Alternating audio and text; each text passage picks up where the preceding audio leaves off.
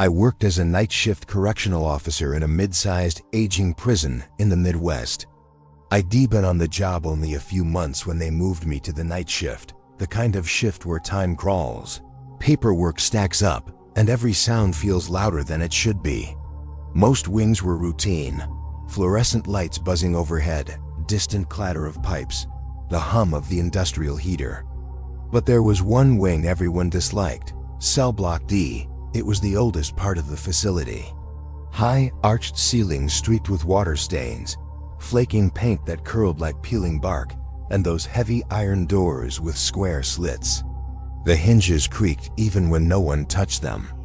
Every officer knew Block D had a reputation. Not for riots or fights, but for the strange stillness it carried, as if the wing itself was listening. On my first solo midnight round in Block D, I stopped just outside the gate. The air changed the second I stepped through. It was colder, not by a degree or two, but enough to feel it bite the skin of my neck. And quieter. The usual background hum, vents, pipes, the far-off buzz of TVs in other wings, seemed to die out at that threshold. Halfway down the hallway, I thought I heard someone whisper my name. It wasn't clear or sharp, more like breath forming a syllable just behind my ear. I spun, shone my flashlight back down the corridor. Nothing. Every cell was locked, and the inmates I could see were asleep, breathing slow and steady. I told myself it was just nerves. But the whispers kept happening, never loud, never aggressive, always right at the edge of hearing. Over the next few weeks, I started noticing other things. Sometimes as I walked, there'd be the echo of a second set of footsteps just behind mine, half a beat late, like someone was trying to keep in step, but not quite matching my stride. Other times, my radio would hiss with static in that wing alone, only there, nowhere else in the prison. One night in late November, the heating system in Block D failed completely. The temperature dropped so quickly you could see your breath. The old pipes rattled and hissed like they were alive. I was finishing my final round near the far end when I noticed cell D14's door slightly ajar. That shouldn't have been possible. The inmate assigned to that cell had been transferred weeks earlier, and we always just double-checked empty cells. I approached slowly, flashlight aimed at the crack. My boots crunched on the grit, scattered across the concrete floor. Inside, the cell was empty. Bare metal bed frame, no mattress, walls etched with decades of graffiti. Except, there were fresh depressions on the mattress springs. Like someone had just been sitting there, elbows on their knees, waiting. I stepped closer. That's when my radio spat out a burst of static so loud it made me jump. Through the static I heard a low, calm voice say, and I swear this is what it said, "Don't leave yet." I bolted out of that cell so fast I nearly tripped on the threshold. When I checked the radio, it wasn't even transmitting, no incoming call, no outgoing. That whole night I stayed glued to the monitor screens at my desk. I didn't want to go back to that wing. And for the first time since I'd worked there, I saw movement on the Block D camera feed. A tall, thin shadow-like figure pacing slowly back and forth down the hallway. Its shoulders were hunched, arms hanging slightly too long. Each time it passed beneath one of the flickering fluorescent bulbs, it seemed to fade into the wall like smoke. Just before dawn, it was gone. The next morning, I quietly asked a couple of veteran officers if they ever noticed anything strange in Block D. They exchanged looks, not the surprised kind, but the "you've seen it too" kind. One said he sometimes heard whispers calling his name. Another said he'd stopped doing midnight rounds there alone years ago. Officially, no one's ever filed a report. The warden ordered cell D14 sealed off permanently for maintenance, though I never saw any work crews go in. To this day, if you walk past that sealed door on a quiet night, you might hear a single slow footstep just half a beat out of sync with your own. As if something unseen is still keeping you company. In the early 2000s, I worked nights on a prison maintenance crew. We were hired to restore the north watchtower of an old state penitentiary. The tower hadn't been in use for decades. Security cameras had replaced it, but the administration wanted to preserve it as part of a historical tour. The first time we pried open that iron-bound tower door, it felt like stepping into a sealed-off world. A gust of air rushed past us, cool and musty, carrying the smell of wet stone, rust, and old oil. Our flashlight beams cut through heavy dust that drifted like fog. The wooden spiral staircase creaked with each step, and tiny flakes of paint rained down from the railing when we brushed it. At ground level, the prison was hot, muggy, late summer, but halfway up the tower it was surprisingly chilly, almost damp. Someone muttered, "Feels like the air's been trapped up here for years." We started work mostly after sunset, partly to avoid daytime heat and partly because the rest of the facility was quieter at night. During the second week, power to that side of the compound was shut off for electrical repairs. The tower had no running lights, no active security cameras, so we relied on battery lanterns that threw long, wavering shadows across the narrow stairwell. That's when we began noticing the lights. The first night it happened, around 2 a.m.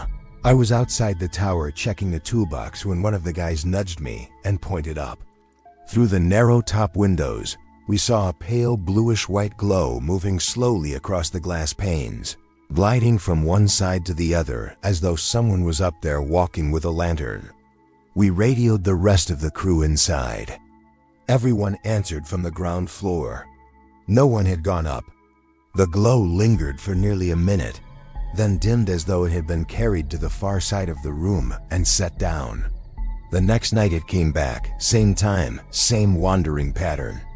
On the third night it brightened suddenly and then faded until it was barely visible, as if someone had turned the flame of an oil lamp up and down.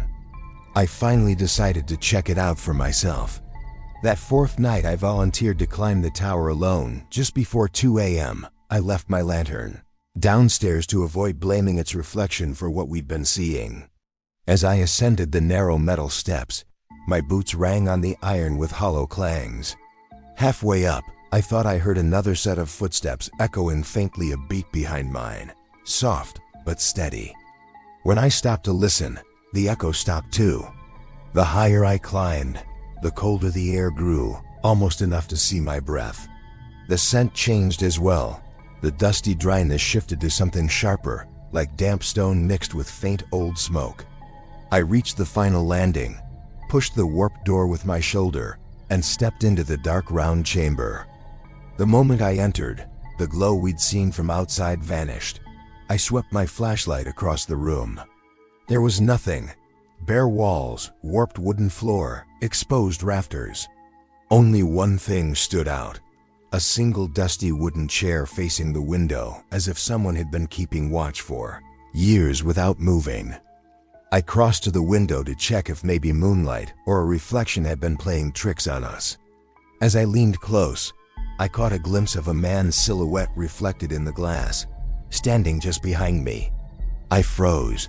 The figure was tall, shoulders squared, wearing what looked like an old-style guard's uniform, the kind with a stiff-brimmed cap. I spun around instantly. The room was empty. When I looked back at the window, the reflection was gone too. I backed toward the door, my pulse hammering. Just before I stepped out, I noticed something I hadn't before. A faint circular pattern of scuffed marks on the dusty floor, as if boots had been pacing around that chair for years. I didn't say a word to the crew at the time, just told them the room was empty. But after that night, things got stranger. Sometimes we'd hear faint, deliberate boots overhead while all of us were working downstairs. They'd pace 3 or 4 steps, pause, then continue, like a slow patrol. Once, around midnight, we heard the boots climb halfway down the stairwell before stopping abruptly.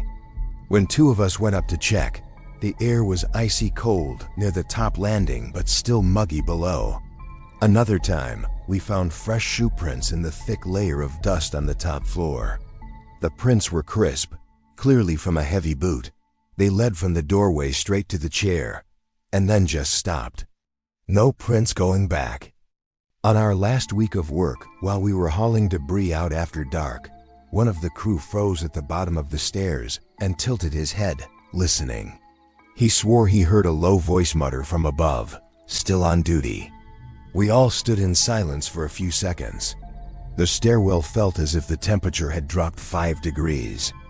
Then someone forced a laugh, pretending it was just our imagination, and we hurried to finish packing up. The tower eventually reopened for daytime historical tours, freshly painted and lit with new bulbs. But most staff avoid the tower after sunset. A few visitors have asked the guides about the man in the old uniform they've glimpsed at the window near dusk. The guides always smile politely and steer the conversation to architecture or history. None of them go upstairs alone once the sun starts to dip. This one came from a friend who served time in a minimum security prison back in the late 90s. He wasn't the type to make up ghost stories. In fact, he barely talked about his sentence at all, except for this. He told me that every night at exactly midnight, long after official lights out, he'd hear the sound of keys jangling down the hall. At first, he assumed it was a late-night officer doing surprise rounds, until one night the whole cell block heard it. The keys were followed by slow, deliberate footsteps, heavy enough to echo off the concrete. They stopped in front of every door, pausing just long enough to mimic a head count, then moved to the next. All the while, no light ever appeared under the doors. No shadow, just the footsteps and the keys. The first week, the inmates thought it was some kind of prank by the officers, an intimidation tactic maybe. But when they asked the guards the next morning, the officers looked confused and said no one had done rounds at that hour. One evening, his cellmate, a guy named Reese, gathered the courage to peek out through the narrow slit in the door as the sound approached. He whispered to my friend afterward that there was no one there. The hallway was empty, but the footsteps were only a few feet away. They tried to rationalize it. Old pipes banging, an echo from another wing. But the sound of the keys, that metallic jingle that shifted with each step, felt too specific, too close. The phenomenon became so regular that the inmates began referring to it as midnight roll call. Some ignored it, pretending to sleep. Others covered their heads with pillows, too afraid to look. A few superstitious ones started leaving their shoes neatly lined up by the cell door, claiming it kept the footsteps from lingering too long outside their cells. Then came the night of the lockdown drill. Every officer was accounted for in the control room. No one was on patrol. Still, the footsteps made their rounds right on schedule. The overhead cameras caught nothing, just an empty, dimly lit corridor. But the audio sensors picked up the exact metallic jingle of keys as it moved from door to door. The following morning, several inmates reported hearing a voice quietly call their names during the footsteps. Pass, a low rasp that came from the crack beneath the door. My friend swore he heard his full name whispered so clearly he almost answered. He said the worst part wasn't the sound itself, but the pause right outside his cell door, as if whoever or whatever was on the other side was waiting for him to speak back. He never did. Weeks later, during a heavy rainstorm, the footsteps sounded heavier, like boots soaked with water. That night, a cell 3 doors down reported their metal food slot rattling in the middle of the footsteps pass, as if something tried to open it from the outside. The prisoners began sharing stories about strange things they noticed during the roll call. One man claimed he felt a rush of icy air brush his ankle whenever the keys passed by. Another swore he saw the faint outline of a shadow cast across his cell wall, even though there was no one outside and no moving light. On another night, the footsteps stopped midway through the hallway for almost 10 full minutes, unmoving, silent except for a faint sound of breathing that several inmates said they heard through the cracks in their doors. A month into this ordeal, a new guard named Harlan volunteered for a midnight shift just to prove everyone wrong. He brought a flashlight and kept the hall lights on, pacing the corridor at midnight. Nothing happened at first. No footsteps, no keys. But when he reached the far end of the hall and turned back, he realized all the overhead lights had dimmed on their own, one by one, following behind him as if something unseen was trailing him. He rushed back to the control room, pale and speechless.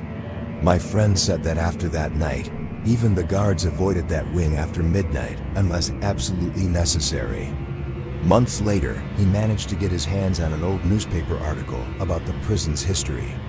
Decades earlier, there had been a head guard named Captain Morrow, known for his strict midnight head counts.